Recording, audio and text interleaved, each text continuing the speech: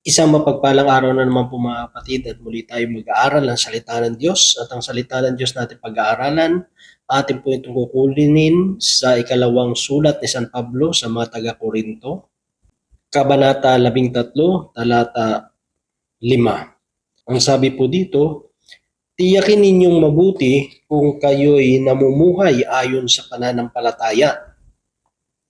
Subukin ninyo ang inyong sarili. Hindi ba ninyo nadaramang sumasa inyo si Kristo, maliban na lang kung kayo'y mga itinakwil. Mga kapatid, mga magulang, mga kaibigan, ito po ang salita ng Diyos. Ang papuri, ang pagsamba ay para lamang po sa Kanya. Itong ating binasa, mga kapatid, ay paalala ni San Pablo sa mga taga-Korinto kasi marami dito ay ilang beses na pinagsasabihan ay hindi pa rin natututo, hindi pa rin nakikinig, ayaw pa rin magbago. Kaya kung babasahin natin yung buong verse 13 na ito, ay pinakita doon ni San Pablo na yung mga umuulit pa rin sa pagkakasala ay huwag nang patawarin. Kaya dito, mahigpit na sinasabi ni San Pablo na tiyakin natin mabuti kung tayo'y namumuhay ayon sa pananampalataya. Kasi bilang mananampalataya, dapat tayo ay namumuhay sa pananampalataya. Kasi baka mamaya masyado hindi na tayo sa pananampalataya kung hindi nakabase na yung paglilingkod natin sa makamundong mga bagay. No? Imbis na mamuhay tayo sa pananampalataya, namumuhay tayo sa laman. Namumuhay tayo ng makamundo. Diba? Napapabayaan na natin yung dahilan ng pagtawag ng Diyos sa bawat isa sa atin. Baka napababayaan na natin yung pananampalataya natin at mo na lang tayo nakapokus sa mga bagay na pangangailangan natin sa mundong ito. Kasi minsan yun talaga ang nangyayari dahil sa mga pangangailangan, dahil sa mga bills na mga gastusin, sa mga alalahanin sa mundong ito. Kaya nga may kita natin kahit sa Matthew chapter 6, diba, yung Diyos o kayamanan, dahil sa maraming alalahanin, napababayaan ng tao yung mga bagay na para sa Diyos, nakakalimutan nila ang Diyos at nakapokus sila dun sa kanilang mga alalahanin sa buhay, sa mga material, sa mga bagay sa mundong ito. Na kaya minsan, na imbis tayo ay namumuhay sa pananampalataya, ay tayo ay napupuno ng mga suliranin sa mundong ito. Kasi pag wala na tayo sa pananampalataya, nawawala rin yung ating kapayapaan, diba? Yung kapanatagan natin ng ating isip, ng ating mga puso. Minsan, dami na tayong doubt, marami na tayong mga reason, marami na tayong mga reklamo, di ba? Minsan, masyado na tayong naawa rin sa sarili natin, mas nakikita na natin mga pangangailangan natin, hindi natin nakikita na sa bawat araw ng buhay natin, sa bawat suliranin, sa bawat problema o pagsubok, merong inilalaan ng Diyos. Kasi kung tayo ay namumuhay sa pananampalataya, ang nakikita natin hindi yung kahirapan, hindi yung mga bills, mga gastusin, it's reality. Totoo naman po talaga yan. Pero hindi tayo nawawalan ng pag-asa, patuloy tayo nagtitiwala sa Panginoon, patuloy tayong lumalapit sa Kanya kasi ang nakikita natin beyond dun sa mga sitwasyon natin. Alam natin na sa kabila ng mga bagay na ito, merong inilalaan ang Diyos sa bawat isa po sa atin. Kaya tiyakin natin, no? Diba? Siguraduhin natin kung tayo ba talaga ay namumuhay sa pananampalataya. Kasi maraming mananampalataya ngayon hindi nabubuhay sa pananampalataya, kundi nabubuhay sa material na bagay, nabubuhay sila sa kasikatan nila, nabubuhay sila sa mga kayamanan nila, posisyon nila, na kung mawala ito sa kanila ay parang gugunaw na yung buhay nila, magugunaw na yung mundo nila. Parang wakas na ang lahat sa buhay po nila.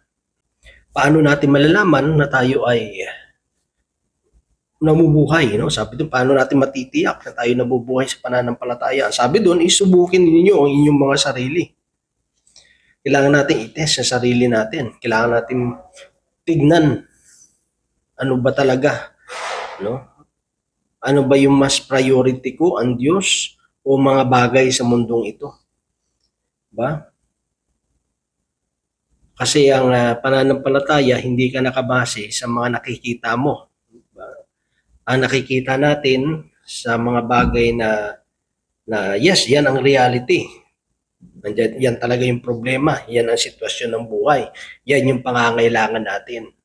Pero pag may pananampalataya kasi tayo, hindi yung problema hindi yung suliranin ang nakikita natin. Kundi nakikita natin, alam natin na may purpose ang Diyos. Bakit pinahintulot ng Panginoon na mangyari o ma-experience natin ang mga bagay na yan. Ganun gumagana yung pananampalataya. Kapag tayo may pananampalataya, alam natin na ang lahat ng bagay na nangyari sa buhay natin may purpose ang Diyos. Hindi tayo bibitaw sa Kanya. Hindi mababawasan yung oras, yung panahon natin sa Panginoon, sa paglilingkod natin sa Diyos. Kasi nga, sa mga ganyan sitwasyon, dyan pa nga dapat tayo mas lalo kumapit sa Panginoon Kaya napakalaga mga kapatid, tingnan din natin sarili natin. Baka masyado na tayong nagiging makamundo. Di ba? Maraming yan may mga grupo dati, talagang sumikat na mga 90s, yung mga kanta nila, talagang palagi kinakanta sa mga prayer meeting, o kahit sa anumang organisasyon, mga religious organization, halos kinakanta, familiar sa mga awitin nila. Pero yung mga sumunod na sa kanila, yung mga medyo youth na, unti-unti nawala yung sanctity ng pagpupuri at pagsamba sa Panginoon. Kasi nga medyo yung tugtugan na nila para nagiging worldly na.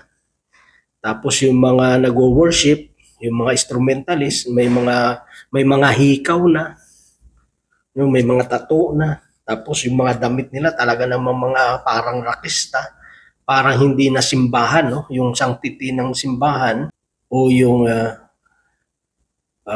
religious na community, parang hindi mo makita na parang nasa presence ka ng Lord. Hanggang bandang uli, unti-unting na nawala yung kasikatan din ng ministry na yon, yung mga worshiper na yon. Sikat yun Siyempre hindi lang natin pwedeng i-mention yung mga grupong yon, pero halos kinakanta talaga yung mga kanta nila kasi talagang mga sumikat talaga at mabibless ka talaga sa mga bawat lyrics, sa bawat praise and worship na kanilang kinukumpos, kanilang kinakanta, ay mararamdaman mo talaga yung presence ng Panginoon. Pero yung bandang uli, nawala na kasi medyo nahaluan na ng pagka-worldly. Kaso naging problema dahil nga sila yung tinitignan na example, yung mga mahanga rin sa kanila ng mga worshiper din sa ibang mga ministry, sinunod din, di ba? Nagpakulay-kulay na ng buhok, di ba? Kasi para iniisip nila, ito nga itong mga taon to, tinitingala pag as mga worshiper, as mga nagpupuri sa Panginoon, mataas yung tingin sa kanila, kaya sinusunod. Ang problema, yung mga sumunod dun sa mga datihan, sa mga pioneer, umiba na yung kanilang pamamaraan. Kaya ngayon, hindi mo na maririnig yung ministry nila na yon. Pero yung kanta pa naman nila, maririnig pa naman natin sa mga YouTube, kinakanta pa naman. Pero yung mga hanggang yung mga sumunod na henerasyon sa kanila, wala na. Minsan ganun Kunyari, yung hindi ka nagsisimba na, kaya hindi ka umatin sa prayer meeting, minsan, kasi nga, may mababayarin ka. Bandang uli, pag nasanay na yung katawan mo, wala na, hindi mo nahanap-hanapin Parang naano ka na, nainganyo ka na, mas na-use ka na sa ganun. Hanggang bandang uli, hindi mo na namamalaya, napapalayo na tayo sa Diyos. Diba? Minsan nasisira yung pamilya. Maglilingkod ako pag gusto ko, pag medyo ayaw ko. Diba? Dapat bilang mananampalataya, siyempre mas priority natin yung paglilingkod natin sa Panginoon. Yung mga bagay na nakaugnay sa paglago ng ating spiritual at lalo yung relasyon natin sa Panginoon, dapat yan yung pinapriority natin sa buhay po natin. Hindi ba ninyo nararamdamang sumasa inyo si Kristo? Kailangan mong suriin, subukin sarili mo kung nararamdaman mo pa ba na nasa iyo pa si Kristo. Diba? Pag yung pamumuhay natin malayo na kay Kristo, kapag hindi na tayo marunong sumunod, hindi na tayo marunong magpasakop, yung kasi yung katangian ni Kristo no? Yung pagpapakumbaba, yung pagsunod, di ba? Yung pagpapasakop. Hindi siya nawawala sa pakikinig, no? Sa templo, sa kanyang pangangaral, sa pagbabad niya, sa presensya ng Diyos, no? Yung prayer niya, yung pananalangin niya, yung pagninilay niya ng salita ng Panginoon, hindi yun nawawala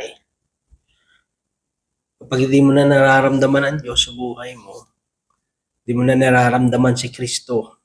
Parang madali kasi magsabi na hindi man ako nawala sa Diyos Nandito pa naman si Kristo sa akin Kasi kung sa totoo lang, kung si Kristo talaga ay nasa atin, hindi tayo lalayo kay Kristo. At yung pamumuhay natin, naka-inline pa rin, nakaayon pa rin sa turo ni Kristo doon sa buhay ng ating Panginoon. Nakikita si Kristo sa atin. At sabi doon, kung hindi mo na makita, hindi mo maramdaman si Kristo sa buhay mo, malamang, sabi doon, maliban na lang kung kayo'y mga itinakwil.